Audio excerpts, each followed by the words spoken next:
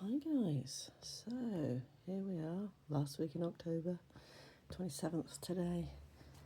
Halloween is just a few days away, Samhain, however you want to celebrate this. So you will be getting the obligatory, oh, I've got some lights, post at some point this week when I actually put batteries in and try them all out. Here in the UK, the clocks went back last week. We went back to Greenwich Mean Time rather than being British summertime, which we've had up until recently. So that always knocks me off kilter a little bit. But talk about liminal space. That has been coming up a lot recently. Surely when an hour changes, that makes the night a liminal space. Comment below, let me know. So, because it's spooky season, we have the messages from heaven.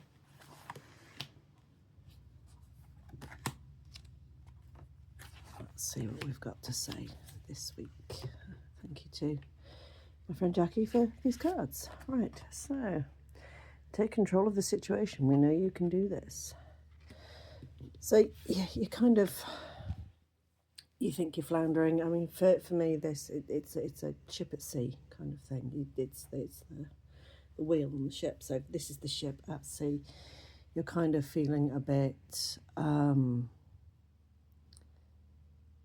like everything is out of your control, like you have no say in things that are going on, that what you say doesn't matter.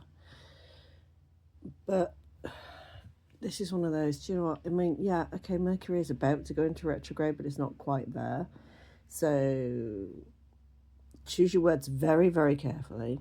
Choose your actions very, very carefully, because these things, the things that pop up during retrograde are things that need to be healed outside of retrograde. So if you're feeling that you're not being heard, or you're feeling that you're being ignored, it's just time to look at the words, the way you're saying things, how you're saying it, how you're putting it across.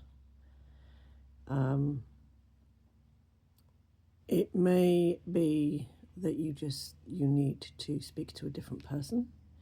It may be that you need to, I'm getting a feeling this is something to do with an authority figure. So speak to somebody higher up, speak to somebody in a different department, get their perspective, that sort of thing. If it's within a family dynamic, speak to somebody outside of that dynamic. If it's to do with friends, speak to a different group of friends, or speak to somebody who's impartial around that group. There are ways around this, getting perspectives. Heck, post it on Reddit or Quora, or whatever your particular genre would be. Even post it on Facebook. Do it anonymously. You can do that these days, and then you get called out for being anonymous. But there you go. So this is actually something that is winnable once you know how to put your point across. Once you know how to be heard and understood. And don't forget that people will only understand you from their level. They won't understand you from yours necessarily. So it might have to dial it back a bit. Again, read your audience, know who you're talking to. Okay, so the second card here is take time to pamper yourself. I will let others take care of you. In this season, it's a case of there are so many icky, horrible things going around. I mean, I had that virus a couple of weeks ago, didn't I? My husband went down with it a while ago. It's been sweeping through work like you wouldn't believe. There's a whole lot of D&V going around, norovirus type stuff. So making time for your wellness is the key this week. If you have any downtime, use it as downtime.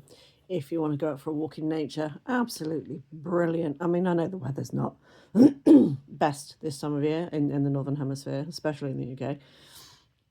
So it's, what do you need to do to bring that cheer back to your life? There's a lot of solar plexus work going on here. So what is it that we're doing? Personally, I'm in research mode, so I'm just going down lots and lots and lots of different rabbit holes and seeing where they all tie up, and they don't necessarily. So put that on one side, come back to that. But this is how I relax. This is how I enjoy myself. I love learning. Learning is my thing. So pick the thing that works for you. Go and have a spa day, or visit a zoo, speak to children, speak to old people. You know, I mean, it really is something that is actually, it's going to help reset you. And it's, yeah, time to put your feet up, because this one is saying, do you know what? You have worked bloody hard, whether it's physically, emotionally, spiritually, we don't care. You have been working hard. And a lot of the times what we do is we process stuff in the background. So our brains are just constantly on the go. This is how I work. You know, at work, I will leave something to one side and then come back to it later on, because in the meantime, my brain has figured out how to do it. So this is, you know, the process is constantly doing stuff.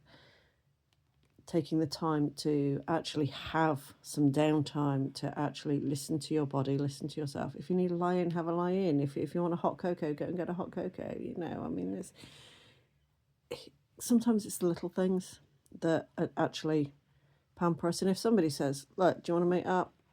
That's totally up to you. Do you feel up to it? Is your social battery recharged? Can you fit this into your schedule without overstretching yourself?